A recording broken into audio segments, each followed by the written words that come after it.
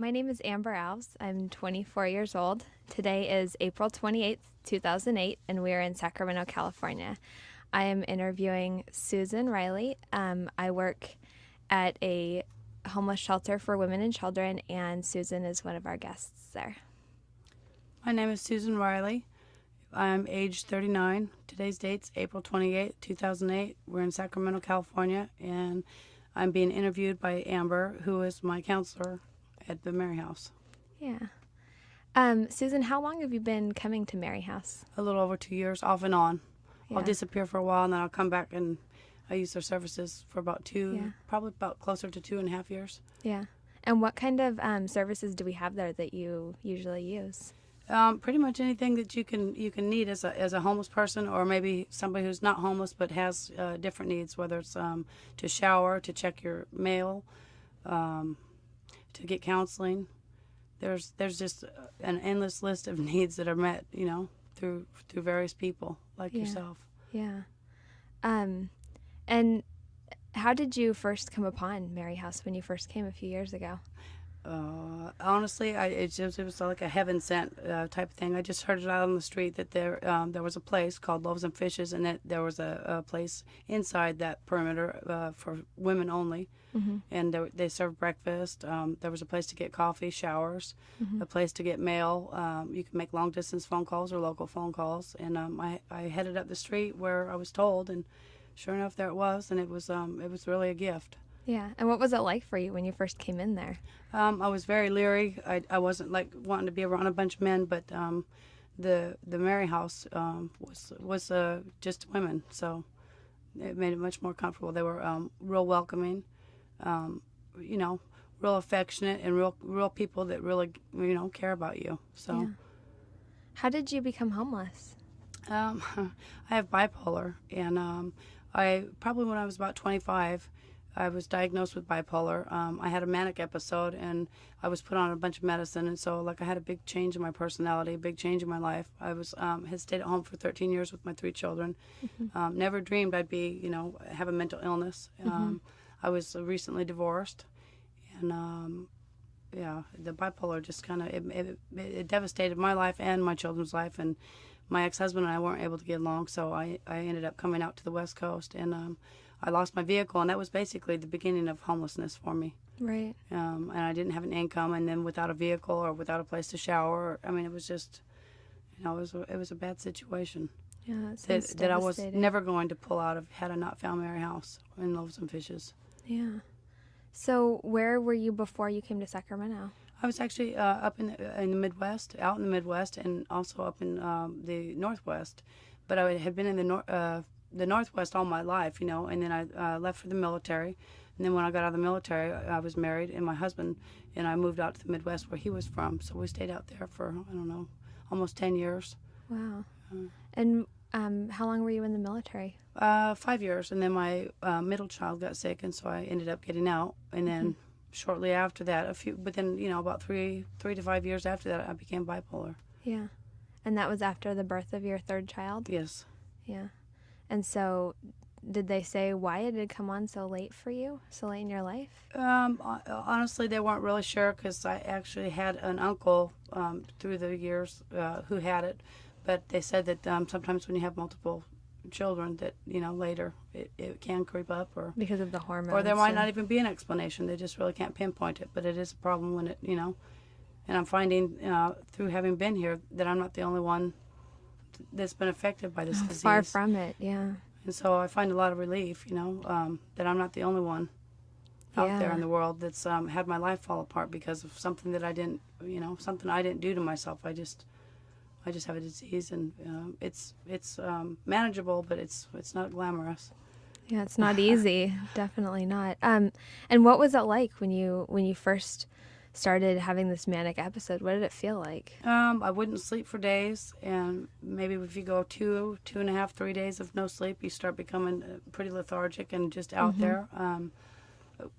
Just all kinds of weird things. You start. It's not schizophrenia, but it's similar. You start imagining things that aren't what they are. Mm-hmm. Your reality kind of becomes distorted. and this is before I'd ever had any medicine. But then my mom was the one who was like, well, let's see about getting in the hospital. So I was in the hospital for nearly 3 months, and they diagnosed me as bipolar. I was put on some medicine, and I was always a bubbly, happy person. And sometimes, like the manicness is, you just have excessive amounts of energy, and you can conquer the world. And then when they put you on the medicine, it just it really settled you down and kind of made you like a zombie. Mm-hmm. So really no middle ground. You kind No, of one way or all. the other. Yeah. Wow. So what was it like going to the hospital? I was angry. I was really angry. I was hurt, that my mom would insist that I, had a problem. Mm-hmm. Nobody really wants to come to grips with, being told, hey, you've got a mental illness. You have an illness, but a mental illness to boot. And there's such a big label that comes with that. It's not like being a retarded person, but boy, it sure has an ugly aftermath, as far as like when somebody hears it, you see an automatic change in them. Yeah. So, no, but my life changed a lot. It changed a whole lot. Yeah. And what was it like in the hospital when you were there? What did you do there? What did they do for you? I was very medicated. I slept a lot, and I was exposed to other people. I wasn't in the hospital by myself. I didn't have my, my own room. I was forced to, be in an environment with, maybe 20 or 30 other individuals that were also having battles with other illnesses, the same illness as myself and other illnesses. And so, I kind of felt like I was caged up, like maybe when you see in a zoo, like the animals, how they segregate them. I wasn't segregated. Mm-hmm. We were all like, we ate together, and we just shared a general area together. And so, yeah, it was shocking. Yeah, It was very shocking. And do you remember most everything that happened during that period, or? No, not really. I think that my memory has suffered because of the disease. I remember a lot of it, but then there's like, I don't want to say amnesia, but there's certain parts of like the illness, like when I've had manic episodes where I don't remember, and that's kind of scary. Mm-hmm. But I do remember, some things, or a lot of things, I should say. Like when I lost my car in San Francisco, I became a victim, of rape, and I never in 100 years thought that I would become a victim to that. But when you're not in a locked environment, or if you're out on the streets, you're equal prey. Yeah. No So, protection at all. Yeah, it was a frightening experience, but I mean, it made me, I remember stuff like that, so Yeah. I can really take caution and not become a victim. Right. So that just occurred because you were sleeping outside and somebody Yes, just it did. attacked you? Yeah. That Where would were have you? probably never taken place had I not, lost my No. vehicle and not been so, disoriented with, the surroundings. And That's a very vulnerable position you were in. yeah, but then I think that people around here in the local area of Sacramento, if you're outside and you're a woman, you're a great candidate for that, unfortunately. Right. So Right. And that's, one of the dangers that I think a lot of the homeless women face. oh sure, or getting beat up for no reason, or robbed. What little money you might have in your, in your pocket or in your purse. Right. Yeah. Did whatever happened to your the person who raped you, did he ever get caught, or what happened? No, he was never caught. I never reported it. You I was so didn't? shocked and stunned that I was actually a victim. I was just thankful to get out of the situation without being harmed. I mean, real harmed. Right. I mean, emotionally it harmed me, and but physically I wasn't assaulted. Right. But yeah, it left an inability to like maybe get into another relationship though Yeah. for a long time. So, but I really do believe that the only reason that happened was because I was out on the street. So. Oh, I agree. Totally. So were you afraid to tell, or why didn't you report it? I was so shocked. It probably took a good year for me to like have it sink in that I was, had become a victim. And unfortunately, when you confide that or tell somebody else about it, they almost turn you into the villain, being the victim. What did people say? Yeah, I mean, I've just had ugly comments like, well, you shouldn't have been out there. You should have known, or just ugly things. I can't recall, verbatim what was said, but it just kind of felt like instead of being a victim of something, you're almost like the villain. Or, well, I guess that kind of served you right if you're, not smart enough to. Just ignorance. Yeah, well, I mean, it's interesting that people would assume that you just chose to be in that horrible position that, you'd been put into, that you had to be outside, and that clearly wasn't your choice. No, to be no. there. But I think that it was the illness that made me, pack up my car and come out to the West Coast again. I was from the West Coast, but Yeah. a manic episode probably, spawned that or birthed that, and I never felt like I was going to fall on my face. Right. Once I got out here, I thought, well, I'll get a job and everything will be, wonderful and peachy, and Yeah. it didn't quite work that way.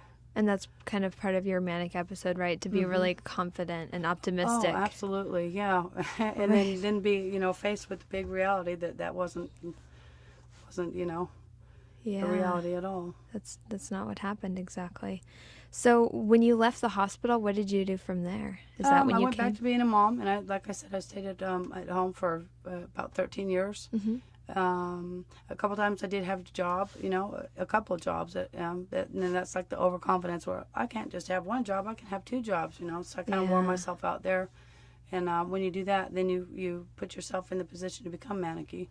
Mm-hmm. And so, yeah, the bipolar has been interesting. And unfortunately, I haven't seen my children in several years because I wound up out here. I was stuck. And so it's really altered my life. It's sad because their lives have been affected and devastated with my absence, just the way their absence is with mine. Right. How old were they when you left? 13 and 12 and 8. Yeah. And you just decided because of the divorce that it was time for you to... No, I was arguing with my ex-husband. We weren't even civil to each other, and I was just tired of it. It was we'd been through this for years and years and years, and there was a massive battle, and I'd finally had enough. And I basically was going to teach him a lesson by leaving for a little bit and come back. Well, I really fell on my face out here, Right. and got stuck, and so I've been stuck. Right. Now I'm not so stuck, but I've found a happier medium, without him in my life. Yeah. Yeah. So, are you in contact with them at all? Do they know where you are? Your family? For a while I wasn't having any contact. He was not allowing me contact With the children. Yeah. And now... And now we're in contact. Yeah, and we're corresponding, writing letters. And do you know what changed? I mean, did he just change his mind, or did you just happen to get a hold of the kids on your own? No, no, nothing has changed. I mean, he's by legal rights we have joint custody. However, since I've been out here, it's given him, more authority. Right. But no, he could get in a lot of trouble if I went back and tried to fight him. Yeah. But he does try to use the bipolar as a weapon as far as his side is concerned, and it's just out of I'll show you for divorcing me type of thing. Yeah, it's just ugly. Yeah, sounds like a lot of bitterness there. There is. Yeah. Yeah. Which definitely isn't, helped by the fact that you're already going through this other situation that's difficult too, being out here. And what is it like out here being homeless? What do you do every night? Well, I mean, I've made a lot of friends who, have their own places. So at first I was all by myself and just kind of, in a wandering state. But Sacramento's really grown on me. I just like the city. It's so beautiful at night. It's all lit up with neon lights, and it's peaceful. The Capitol's park is absolutely beautiful. There's squirrels, and then a couple parks away from that, there's ducks and geese. It's a nice area. Yeah. At first, I was like, wait till I get the money to get out of here. Well, I've had the money for about a year now to get gone, and now I have another vehicle, and my life has improved, immensely. However, it's still, the bipolar is still a big problem. But I haven't left. Yeah. So something about it sets well, and mostly because of you guys at the Loaves and Fishes and Mary House. It's you can accept yourself when you've fallen down on your face instead of being so judged by somebody who's never experienced that. Yeah, that's one of the things I love about working there is being able to be that for the homeless people who are basically judged by everyone else around them. So. It is a really nice place to be. So what is your day? I know in the mornings I see you at Mary House. Yeah. What does your day go like? We would all be lost little people without you people. If you only knew how many people absolutely love you people and appreciate you, and what you do for us. I mean, we can't replace or repay you, but we're really grateful. No, I just basically come and take a shower. I was in shared living, and that was a little crazy with 5 other women. There was a lot of drama in the house, and I tried to do that, but it only lasted about 7.5, 8 months, and so I decided to go elsewhere. And I really haven't found anything that I want to be in right now, but I'm content to come there, take a shower, and I recycle during the day sometimes to supplement my income. But other than that, I just kind of go off and do my own thing. Yeah. I have a vehicle, so I'm not. I'm noticing I'm gaining weight, without walking so much anymore. But yeah, my days are just pretty filled up with, not a whole lot of excitement. But I'm getting older, and I get a thrill out of the squirrels and the geese. Yeah. Or by sitting by the river, or sometimes I'll take off to San Francisco because you can get to the ocean, and it's not too terribly far. But I always come back to Sacramento. Yeah. I've taken a couple trips, out of the area, or out of the state actually, and I thought, well, gosh, I guess maybe I'll go back to Sacramento. Yeah. Because it just feels there's something that is, just really sets with my heart and my soul now. I mean, I was stuck, and you guys have been really good to me, and I always feel like it's safe for me here. Yeah. I haven't been a victim of anything really here. All my needs have been met, and I've actually run into so many people. I mean, hundreds of people who, never wanted their life to turn out quite the way it did, but it's nice and reassuring to know that I can still, keep going, and I've got other people that can relate to me. Yeah. And I mean, you've had I've met other people that were in worse situations and have really risen above it, and so it kind of gives you hope. Definitely. This isn't going to last forever, and it'll just make you a stronger person once you, finally figure things out. Yeah. So do you have any plans for where you might want to go from here? I mean, do you think you'll stay in Sacramento? Do you think you'll keep looking for somewhere to live, or? I'm not certain. I see myself finishing the rest of this year here. But I honestly I really do love the area. I think it's so beautiful. You've got country and city. And then, again, you're not too far from the ocean. I like San Francisco. I really don't know, but I'm not going to... Well, my thing is with the bipolar, and I've learned this the last few years, is I always want to run. And really what I'm running away from is myself. So I've sat here for, 2.5 years, almost 3 years. And if I can, just sit here until I figure things out instead of jumping in my car without some sort of a game plan, I'm almost safer. And if I fall down, I can always run to you people and go, okay, I'm a mess again, now what? So I haven't really made up my mind, but there must be a reason for that. Yeah. Well, it sounds like you've really learned a lot about yourself. And I have. I'm still trying to figure things out, but I know I'm happier without my ex-husband in my life. Yeah. I don't feel like I have I don't feel like I have a ruler, a communistic ruler over my life. I feel like I can be who I want to be. Right. And I can accept my illness. I never, picked this illness, but I can sure deal with it a lot better without him around. Right.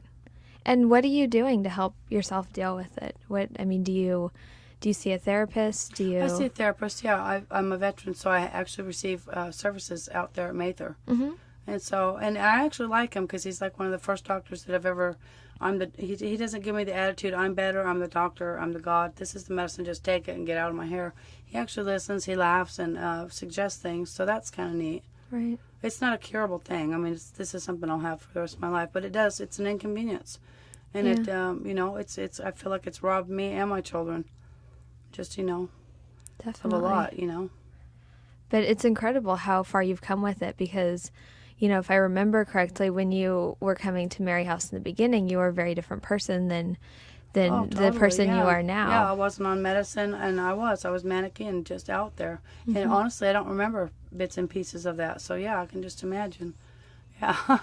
And then all of a sudden, there's this, happy, more complete person coming in. And do you know kind of what facilitated that? I mean, getting back on medication. Yeah. And so that's just really changed you, being on the It has. medications. I had a hard time about the first 4 or 5 years of being bipolar. I refused to admit when I was getting manicky. So my mom was usually the villain, but she was really the good guy. She was just trying to do right by me, make sure that I, didn't make any more catastrophes. She'd just try to get me in the hospital. So I was put in the hospital against my will. Well, now, if I feel like I'm, not being able to sleep, I feel like I'm fixing to get, manicky. Because you suffer depression real bad, and then when you're not depressed, then you're like up high on the sky like you're Superman and you can fly, and that's not, it's very delusional. So I've realized like the signs like of me not sleeping, or I want to go spend a bunch of money, or just get these wild ideas to go have an adventure. Whether it's like traveling across the United States in your car, or maybe picking a hiking or camping trip that that you really probably shouldn't do, that you can't handle physically or whatever.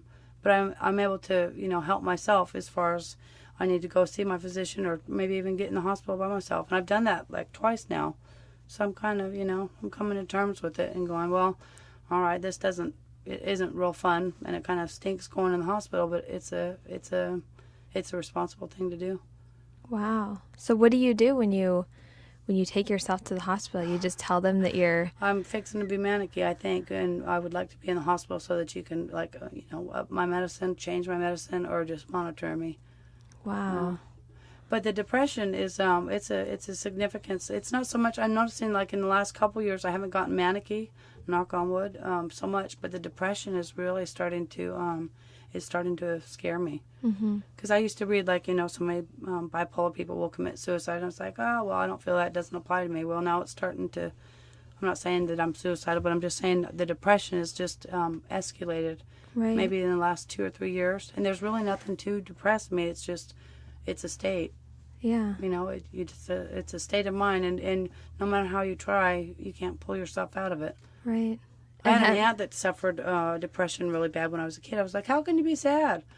How can you be bummed out? I don't get this, And now I'm an adult, and I'm like, wow, she was really going through a lot. Yeah. Because it's really not, it's not just, I think people sometimes just want to take you by the shoulders and say, you have all these wonderful things to live for, but they don't realize that it's not just your surroundings, it's also the chemicals in your head that are affecting the way you feel.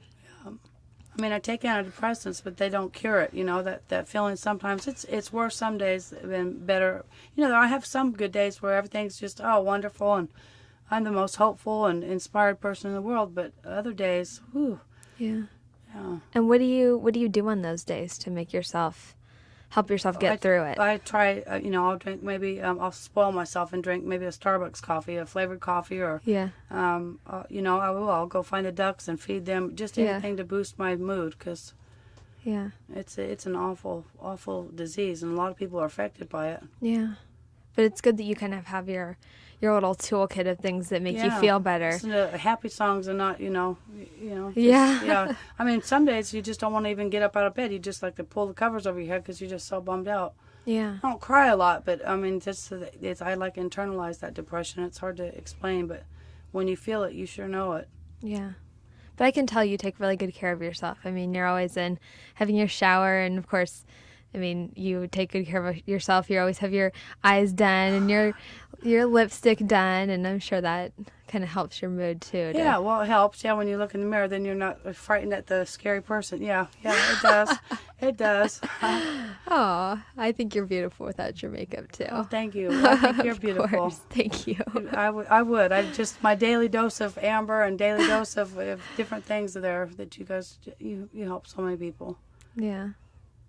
Yeah. Well, I mean, I think kind of the secret is that you guys help us too. I mean, I feel like it makes me feel so good to know that everyone's going to be there in the morning, and when we unlock the door and everyone comes up. I mean, that's a real happiness boost for me too. So I guess it's kind of the secret. It's not always that we're just so, good and wonderful on our own. It's kind of, it goes both ways. Yeah, I think. We all of us clients, we really do. We look forward to coming there, because it's like if we have nothing else in our life going for us, we know that we're going to see those same people, and we absolutely adore you people.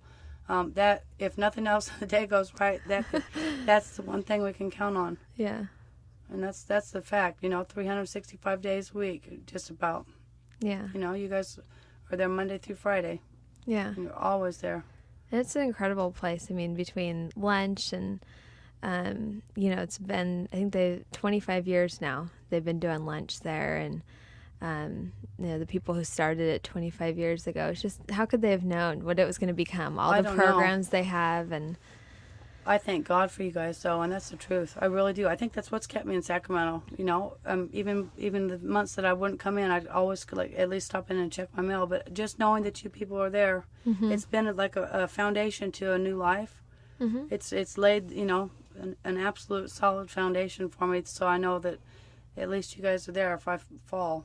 Yeah. And that's the nice thing, too, is that, you know, one of the things that was hard for me to learn when I first started working there was that you don't always see somebody, you know, go from being in a horrible situation to being in a good situation and then, you know, their life has changed. A lot of times it's a lot more subtle than that. Like for you, you know, I mean, if my expectation was that you were going to be bipolar and then get cured and then get a house and, you know, do all these things, you know, that's kind of a lot to expect. But what I have come to realize is that all the little things that happen are, you know, huge. And look at how happy and, I mean, of course you have your bad days, but look at how great you're doing now. And it's, Oh yeah. Well, it's incredible. I've gone and done this though. I mean, I've gone and gotten since being bipolar at 25. Now I'm 39. So I mean, I've had it over 10 years. I'm closer to 15.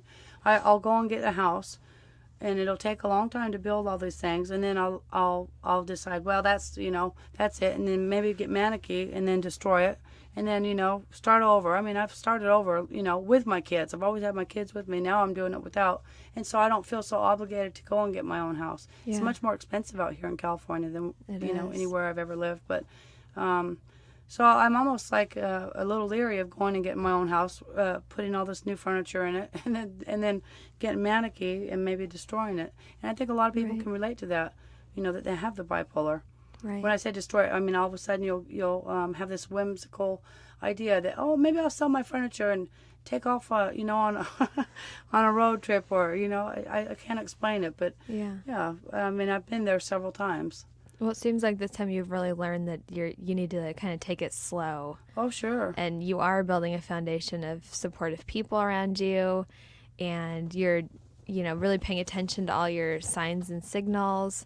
And it just kind of seems like maybe this time, you know, you'll take it slow enough to make it work out all right. That's honestly what I'm hoping for. I don't want to jump into something that and commit. We're so quick to, bipolar people are so quick to commit to, oh, I can do this, that, and we just have unreasonable expectations. And then when you don't meet those unreasonable expectations, you just make a bigger mess. And I'm hoping to not make any more messes in my life, you know, because this has been a costly, painful process of not being with my children.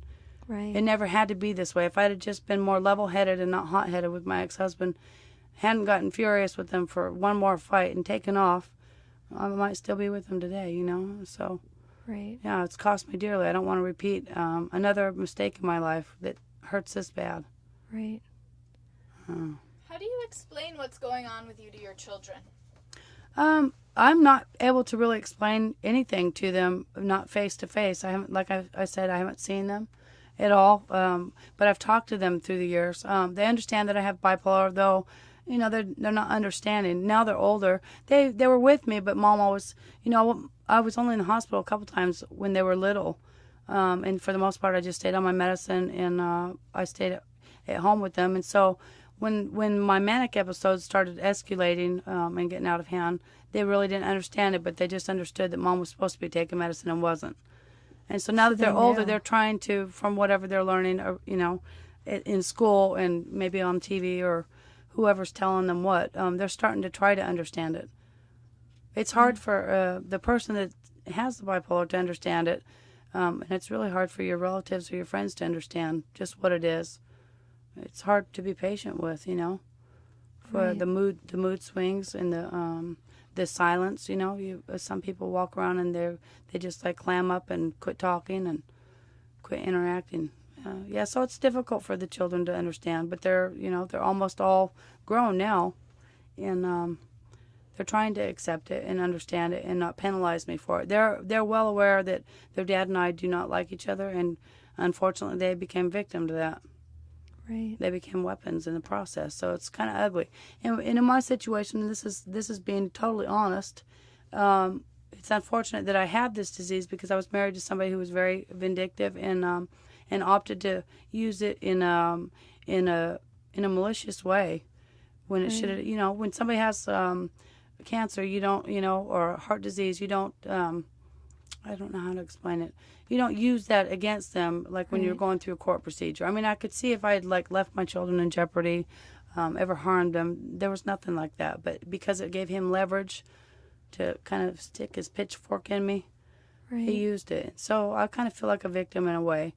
And honestly, most women don't ever think that, if they stayed at home with their kids, that they're never going to become victim to, of losing their children in a divorce. But a lot of people aren't seeing, like nowadays, I mean, it's happening. I've run into a lot of people who don't have bipolar or any sort of illness down at the Loaves and Fishes who have lost their children because of their spouse. Right. Their husbands were vindictive or whatever. And unfortunately, the children's become victim. Yeah. They become a victim to not having a mom and having to listen to dad's brainwashing. Or I've met a lot of women, who've been emotionally abused by their husbands, and they can't take anymore. And so through the process of the courts, or maybe not even court systems, they've lost their children to their husband, Right. or their ex-husband rather. And how are the conversations with your children now? I mean, how often do you talk to them? Not very often, but I'm starting to get correspondence through the mail. Oh, Yeah. so you're writing back and forth. He has blocked me from talking to him. Like I would call and call and call, and he would lie to them and say that mom wasn't calling. Oh. There for a while. Yeah, and so I mean, what can I do if I'm all the way out here? I have no way of getting back there. Yeah. Any letters or boxes, gifts that I would send, he would block them. The children wouldn't even know that I had sent stuff to them. So Yeah. it's a very unfair and ugly game. But I always console myself, kind of put a Band-Aid on my heart by telling myself at the end of this life, everything that he has done to to stop me from intervening with them. I think that God's going to, reveal it all and maybe stand him in the corner for a couple of years and make him do without. Does that make sense? Right. So it's something that keeps me going. Right. And so now, do your children know that he's been trying to stop them They're pretty wise to it. They've been wise to it all along. Yeah. Right. Yeah. So they must be really relieved to know that you're okay. Oh, they are, and the oldest two are really relieved that in about a year's time they're both going to be 18 and they will no longer live under a dictator. Right. I hate And so to do you say that, think- but that's what he's been like, Yeah. Do you think you might want to visit them then? Oh, absolutely. Yeah. We're gonna get back together. Yeah. Great. Yeah. Wild horses couldn't keep me away from that. Yeah. Yeah. We've actually already discussed it and made plans for it. Great. In our letter writing. Do you think they'll come out here and visit you, or do you think you'll go back there? I'm gonna go out there and go. Yeah. Golly, geez, you guys are 18. Wow. Now, yeah. So Yeah. it's not too far. Yeah. So that gives me a whole year to get myself together, really together, and it gives me something to live for Yeah. and look forward to. And my life will change.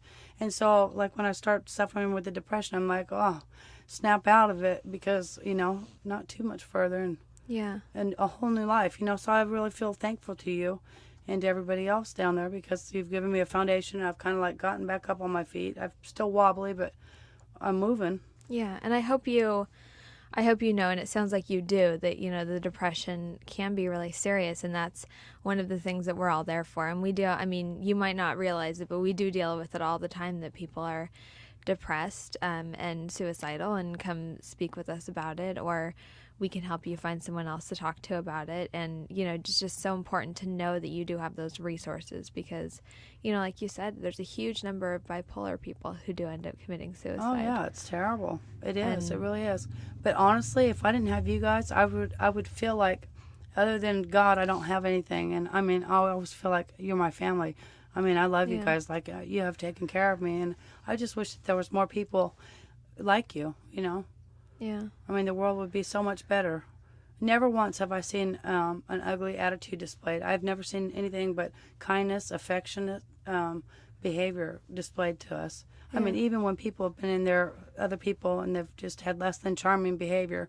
I'm always nice way to amazed put and it. so proud of you people because you're so wonderful to people. Yeah. Even when they, have gone out of their way for it to almost be impossible to be wonderful like you are. You guys always give. Well, that's definitely what we try for. And, you like you just said, it's like family there, and that's definitely how I feel about it too. Yeah.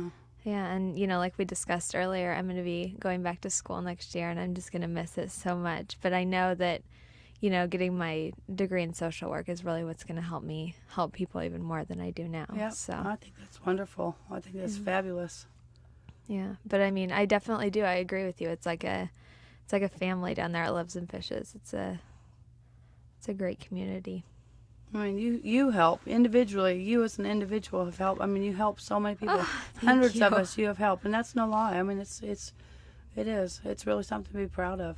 Yeah, thank you. You should be so proud of yourself.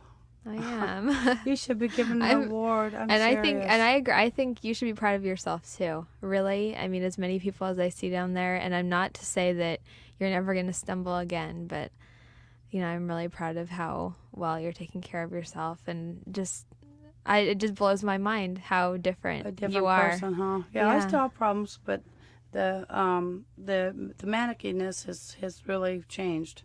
Yeah. And that was through the process of turning myself in the hospital. I've been in the hospital twice now since being out here, but it was because I walked to the hospital and said, I think I need some medicine, different medicine, or back on medicine. So, and I just think that took such an incredible strength, because it's not a happy, fun place to be. I've heard from many people that it's not. I mean, it's a sad place to be, because not only are you dealing with your things, but like you said, there are all these other people there too that are. Sure. It's you got to can't be get away scary. from them. And some of them are actually, some of them are volatile. Some of them are walking around just off in a different world, and unfortunately, you become prisoner to their problems as well as your own, right? Until you get better. But yeah, you're usually looking at anywhere from 3 to 4 weeks, minimal, right, for medication adjustment or switch. So yeah, it's difficult, but it's Seriously. well worth it in the end.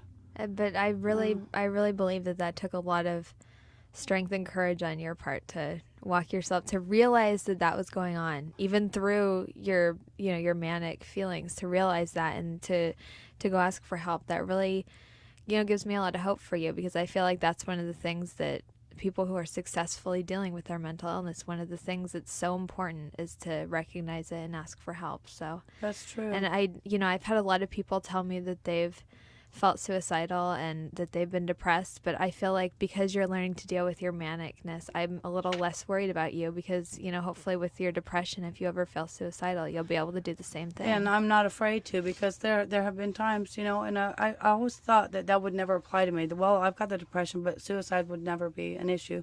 And when you can recognize just how severe it is, I'm not afraid to go and turn myself into the hospital, because you can't undo something like that. Right. That's say you're out and you had a couple too many drinks, it might give you the courage that you need to act on something like that. So no, I'm not afraid of turning myself into the hospital for the depression aspect of the disease. So. Because that would be such a huge loss. Oh well, yeah, it would be sad. I mean, it is fixable. You just maybe need an adjustment on the medicine or a different environment. Right. But yeah, I never realized until recently just how serious the depression is. Yeah. Well, I hope that you'll always, ask for help when you need it, because you really don't know what a ray of sunshine you are at Mary House every morning. I really look forward to seeing your smiling face. It really does. It's nice to see you come up, and how, like you said, nobody ever really says thank you. We hear it very seldomly, and I don't need to hear it, but it is nice to hear it every once in a while. Everybody should be saying it, because you really are. You're an angel here on earth. Oh, that's the truth, you, Susan. Yeah, you really are. I really don't think that our lives could be as good as they are without you people. Yeah. Well, I appreciate you for inspiring me too, because I feel, I don't know if I told you this, but one of the things I'm going to be studying pretty exclusively is social work in mental health. So, it really gives me a lot of hope to know that, I'm going to be able to help people like you, in the future who are dealing with things like this. And, because we see so many horrible things happening, it's nice to see somebody who has taken the help from therapists and social workers and taken it to really, improve themselves like you have. And it gives me hope that I'll be able to do that for people too. Your personality is so perfect for that too. If you knew how many cold and callous people I have come into contact since becoming bipolar, if somebody has a personality like you, it really makes a difference, because you listen, you troubleshoot, and you give out some ideas, and sometimes they don't want to hear anything other than, well, this is kind of, they listen to you for 2 minutes and then give you medicine and you're supposed to leave. So it really makes a difference if you have your personality. I think you'll be so good at that. Yeah, I think one of the most important things is to listen and to validate the feelings that you have, because, the last thing you need is another thing working against you, or another person or thing making you feel bad about yourself. Yeah, isn't that the truth? Yeah. Yeah. Yeah, it is. It's, I don't think anybody wants to be labeled with a mental illness. Yeah, there's a lot of stigma. But happiness can come out of it somehow, Yeah. I mean, I'm learning. Yeah. I feel like I'm my head's up out of the water and has been for a while. Yeah. I feel hope. Yeah. Hope is something I didn't feel for a long time. I feel a lot of hope for you too. Yeah. And I have a lot of faith in you, and I'll really be, coming back to check on you. That sounds good. Thanks.